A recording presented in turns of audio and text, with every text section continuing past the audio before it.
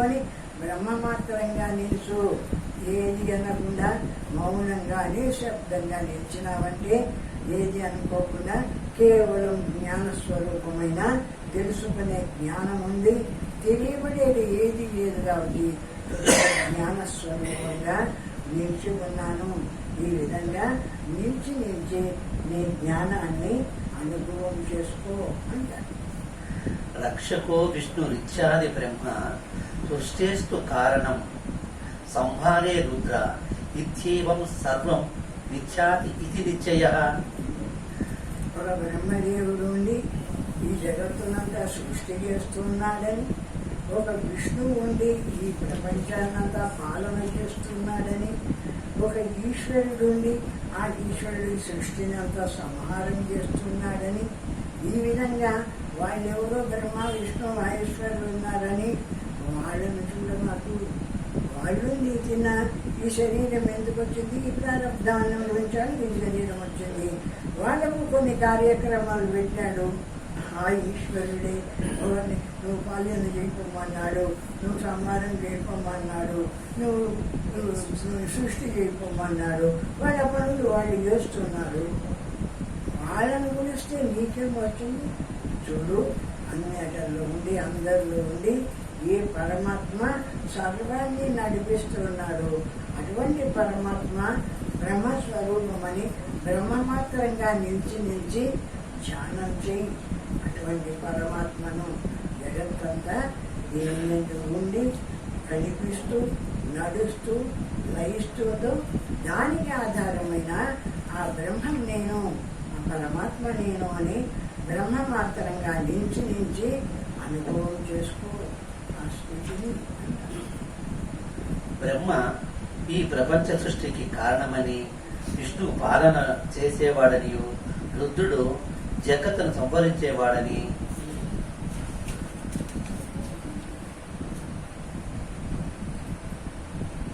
బ్రహ్మమొకటే సత్యము, అంతటను చిదాకాశ రూపంతో వ్యాపించి ఉన్నది. వీడంతా ఆయన పాలన చేసేవాళ్ళు.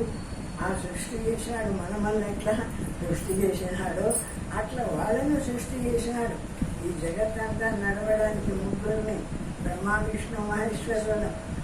ఇది కాకుండా వీటన్నిటిని సృష్టి చేసినటువంటి ఇందరిలో ఉండేటువంటి ఒకే జ్ఞానస్వరూపమైన బ్రహ్మం ఉంది. ఆ బ్రహ్మాన్ని తెలుసుకో. ఆ పరమాత్మను తెలుసుకుంటే జన్మ లేనటువంటి మోక్షాన్ని పొందుతావు అంటున్నాడు. బ్రహ్మం ఒకటే సత్యము, అంతటను చిదాకాశ రూపంతో వ్యాపించి ఉన్నది. అంతటా చిదాకాశ రూపంతో అంటే ఈ ఆకాశం ఎట్లా సర్వవ్యాపకంగా ఉందో అలాంటి జ్ఞానాకాశం కూడా దీనిలో. ఇక ఆకాశానికి కొంచెం ఏదో రూపం నల్లటి ఆ విశాలమైనటువంటి ఖాళీగా ఉండేటువంటి స్థలం కనిపిస్తుంది కాబట్టి ఇది ఆకాశము అంటున్నాం. ఈ రూపం కూడా లేనటువంటి నిరాకారమైనటువంటి శుద్ధ జ్ఞానము అనేది సర్వవ్యాపకంగా ఉంది. ఈ ఆకాశం అంతటా వ్యాపించి ఉంది. ఆ జ్ఞానస్వరూపమైన ఆ బ్రహ్మము ఆ విధంగా వ్యాపించి ఉండేటువంటి ఆ శుద్ధమైన బ్రహ్మము నా స్వరూపము, నేను ఆ బ్రహ్మము. అహం బ్రహ్మాస్మి శివోహం అయమాత్మ బ్రహ్మ. అటువంటి బ్రహ్మం నేను, ఆ బ్రహ్మం నా స్వరూపము అని ఆ బ్రహ్మాన్ని తెలుసుకొని ఆ విధంగా నిలిచి ధ్యానం చేసుకో. ఆ విధమైనటువంటి బ్రహ్మీ స్థితిలో చూడు. ఇప్పుడే ఈ శరీరంతోనే ఇక్కడనే ముక్తి లభిస్తుంది. ముక్తి అంటే విడుదల. ముక్తి అంటే ఏదో వారి విడుదల. ఇంతవరకు నేను ఈ శరీరంలో ఈ శరీరం అనుకున్నా, దీనికి పేరు, ఇది చేస్తున్న పనులు, దీనికున్న ఇంద్రియాలు, ఇవన్నీ నేను అనుకుంటున్నా. ఇప్పుడు విడుదల చేసింది ఇవన్నీ కాదు. నువ్వు ఇందులో ఏ జ్ఞానస్వరూపమైన పరమాత్మ ఉన్నవ నిరాకారమై సత్వానికి ఆధారమై కళ్ళే చూడగలుగుతాయా, చెవులే వినగలుగుతాయా అంటే ఏ ఇంద్రియాలు వాటంతకవి వాటి పనులు చేయలేవు. అన్ని ఇంద్రియాల్లోకి వ్యాపించి అది సర్వాన్ని నడిపిస్తుండేటువంటి ఆ శుద్ధ జ్ఞానము ఆ పరమాత్మ స్వరూపము. అది ఒకటి ఉంది జ్ఞాన స్వరూపంగా, జ్ఞానమాత్రంగా. ఆ జ్ఞానాన్ని బ్రహ్మం నేను అని ధ్యానించు. ఈ శరీరమా ఎన్ని మాటలు వచ్చిందో, ఎన్ని మాటలు పోయిందో, దీన్ని నేను అనుకుంటూ ఉండవాకు. ఇందులో ఉండేటువంటి శాశ్వతంగా ఉండేటువంటి ఆ జ్ఞానాన్ని నేను అని అనుభవం చేసుకో. అహం బ్రహ్మాస్మి, శివోహం, పరమాత్మ బ్రహ్మ అని ఆ బ్రహ్మ మాత్రంగా నిలిచి ధ్యానం చేసుకో. ఆ విధంగా పరమాత్మ స్థితిలో నిలిచి అంటున్నాడు.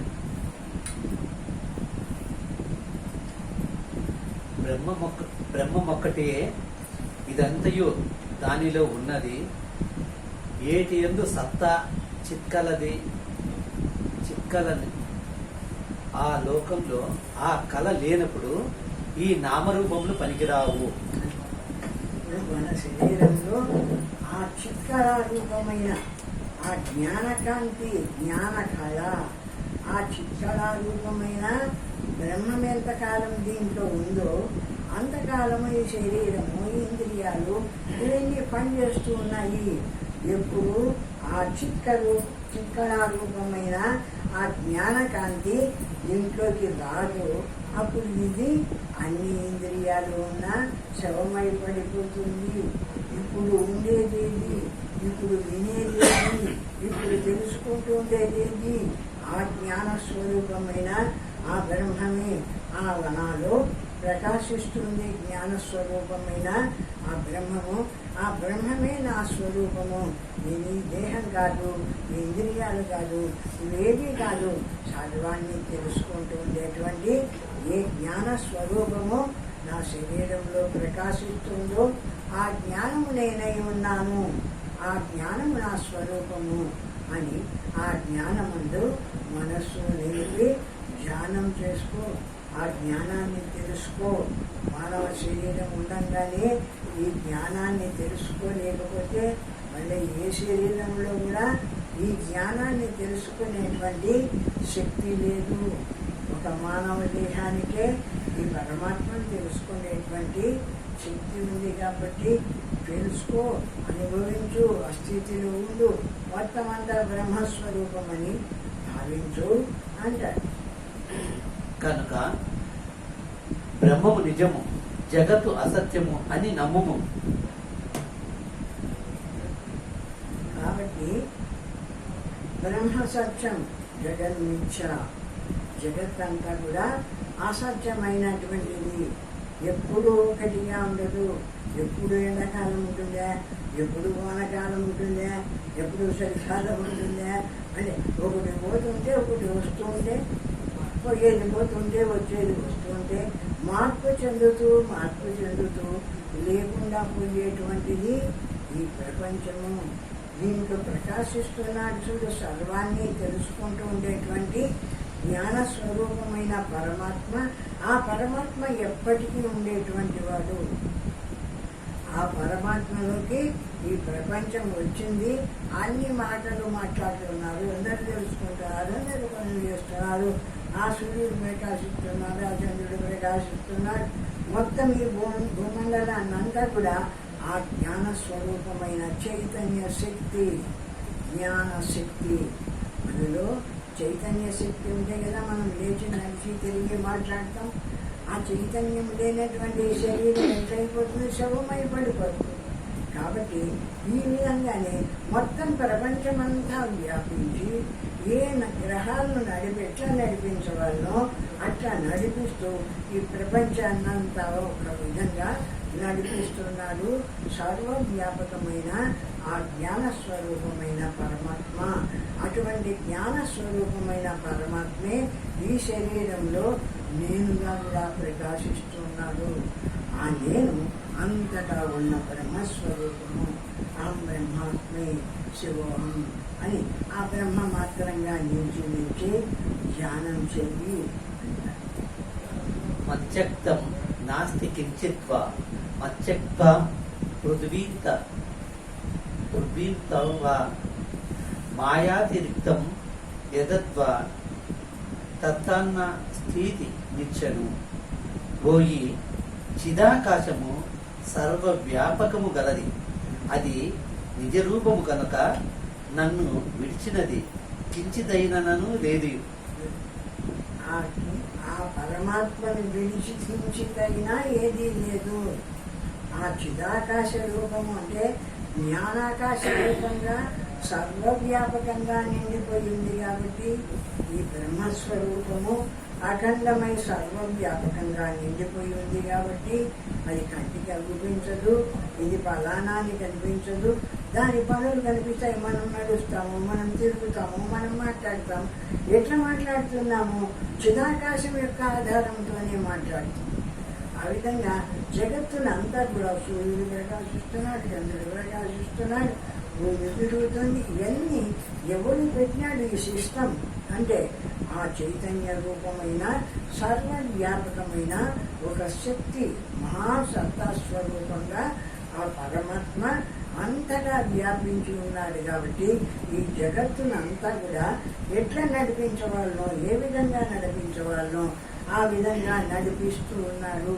అటువంటి శక్తి ఈ శరీరంలో నా జ్ఞాన స్వరూపంగా కూడా ప్రకాశిస్తూ ఆ జ్ఞానమైన బ్రహ్మం నేనై ఉన్నాను.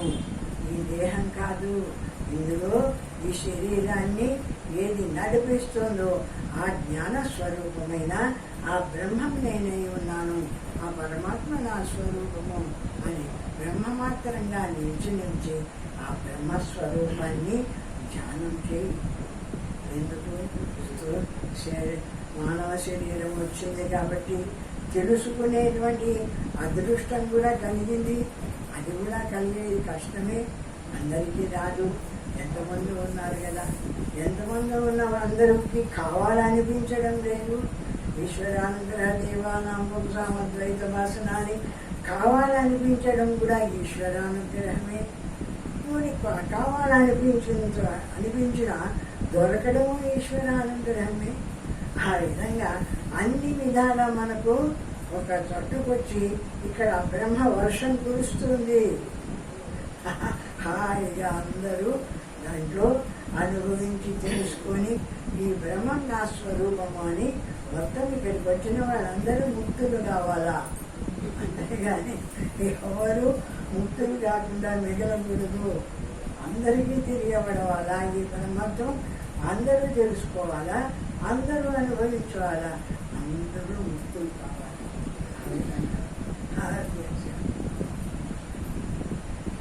నన్ను విడిచిన భూమిని లేదు, నాకన్నా వేరైనది ఏది గాని ఉన్నను ఏనిది అని భావించుము. అదే నన్ను విడిచి భూమి ఉందా అంటే జ్ఞానాన్ని విడిచి భూమి ఉందా? భూమి లేదు. ఆకాశం ఉందా? ఆకాశం లేదు. పంచభూతాలు ఏవి కూడా ఈ జ్ఞాన స్వరూపమైన పరమాత్మను విడిచి లేవు. ఇప్పుడు ముందు ఉంది శుద్ధమైన జ్ఞాన స్వరూపమైన పరమాత్మ. సృష్టి కాలేదనుకో, సృష్టి కాకముందు శుద్ధంగా జ్ఞాన స్వరూపమే ప్రకాశిస్తుంది. ఆ జ్ఞాన స్వరూపంలోంచి సృష్టి చేయవాలనే సంకల్పం ఎప్పుడు కలిగిందో అక్కడి నుంచి ఆకాశం వచ్చింది, భూమి వచ్చింది, జలం వచ్చింది. ఈ విధంగా ముందు పంచభూతాలుగా తయారైన ఆ జ్ఞాన స్వరూపుడే. ఇప్పుడు ఆయన ఎక్కడో కూర్చొని ఈ సృష్టి జరుగుకో అని పంపించిన వాడు కాదు. ఎందుకు? చైతన్య రూపం అయినది, జ్ఞాన స్వరూపమైనది పరమాత్మది. కాబట్టి నేనే ఆకాశం అయితే అనుకున్నాడు. జ్ఞానస్వరూపుడు అనంతమైనటువంటి సత్తాస్వరూపమైన పరమాత్మ అఖండమైనటువంటి వాడు కాబట్టి నేను ఆకాశం అయితే అన్నాడు, ఆకాశ రూపమైనాడు. భూమి అయితే అన్నాడు, జలమైతే అన్నాడు, అగ్ని అయితే అన్నాడు. ఈ విధంగా ఏదేది సృష్టి జరుగుతుందో సృష్టిని పక్కన కూర్చొని చేయకుండా ఇందులో ఉండేటువంటి జ్ఞానస్వరూపుడు. ఇప్పుడు వాస్తవానికి మనలో ఉన్న జ్ఞానం ఈ కుర్చీలో ఉండి ఈ శరీరాన్ని నడిపించుతాడు. అది ఆ పరమాత్మ కుర్చీలో కూర్చొని ఈ శరీరాన్ని నడిపిస్తున్నాడా? ఎక్కడో నడిపిస్తున్నాడు. శరీరం కూర్చొని శరీరాన్ని నడిపిస్తున్నాడు. ఎవరు? ఇందులో ఉండేటువంటి జ్ఞానస్వరూపమైన పరమాత్మ. అట్లనే ఆకాశంలో ఉండి ఆకాశాన్ని విస్తరింపజేసినాడు పరమాత్మ. భూమి అయినాడు, జలమైనాడు, అగ్ని అయినాడు. ఆ విధంగా పంచభూతాలను తయారు చేసినాడు. పంచభూతాల తర్వాత మనుషులను తయారు చేసినాడు. ఆ పశువులు, పక్షులు, వీరికి అవసరమైనవి ఏవి ఉన్నాయో చెట్లు, చామలు, పైర్లు, పచ్చలు మొత్తం అన్నిటినీ సృష్టి చేసినాడు. సృష్టి అయినాడు. అన్ని భూమి అయినాడు, ఏమి పైర్లు అయినాడు, చెట్లు అయినాడు, జామలైనాడు. అన్ని అయితూ అన్ని రూపాలు పొందినాడు. శరీరాలను కూడా తయారు చేసి దీంట్లో పెట్టినాడు. ఇప్పుడు ఈ శరీరంలో కూడా వచ్చి కూర్చొని ఈ శరీరాన్ని నడుపుతూ ఉన్నాడు. ఆ విధంగా అఖండమైనటువంటి ఆ శుద్ధ జ్ఞాన స్వరూపమైన పరమాత్మ సర్వవ్యాపకంగా ఉన్నాడు. సర్వవ్యాపకంగా ఉంది. తాను ఒక చెట్టు కూర్చొని సృష్టి చేయకుండా మొత్తం సృష్టినంతా వ్యాపించినాడు. అంతటానైనాడు.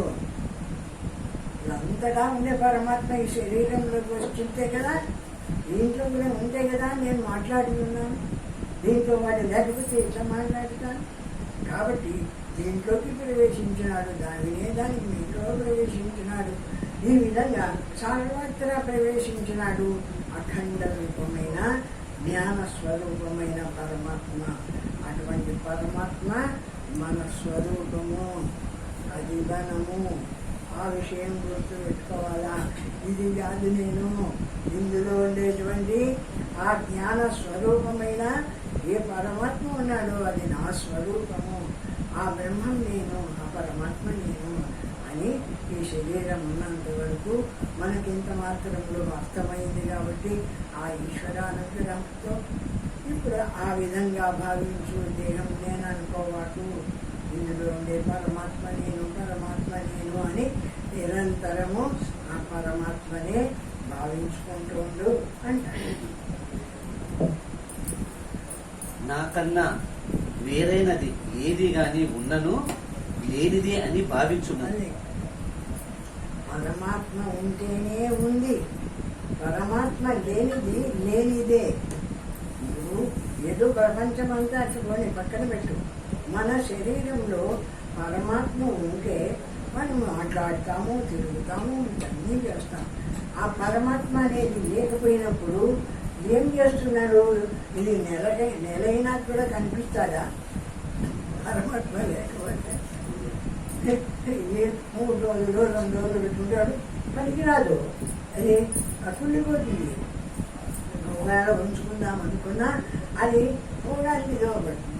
కాబట్టి ఏ పరమాత్మ ఉంటే ఉంది కానీ పరమాత్మ లేనటువంటి వస్తువుకు లేమిత్వము ఏది లేదు అంటున్నామంటే లేనిదంతా కూడా పరమాత్మ లేని వస్తువే. ఉన్నాడు అంటున్నామే, ఉన్నవాడంతా కూడా పరమాత్మ స్వరూపుడే. ఆ విధంగా పరమాత్మ ఉండి జ్ఞాన స్వరూపుడై ఉండి జగత్తునంతా తాను ధరించి ఉన్నట్లు చూపిస్తున్నాడు మనకు. ఆ పరమాత్మ స్వరూపుడు, ఆ బ్రహ్మస్వరూపుడు. ఆయన లేకపోతే ఈ జగత్తు కనిపించడానికే వీల్లేదు. ఉంది ఈ జగత్తు యొక్క లక్షణం. మనము చిన్న దేవుళ్ళను మొక్కడం లేకపోతాను అనుకోవద్దు. అంటే అక్కడి నుంచే రావాలా.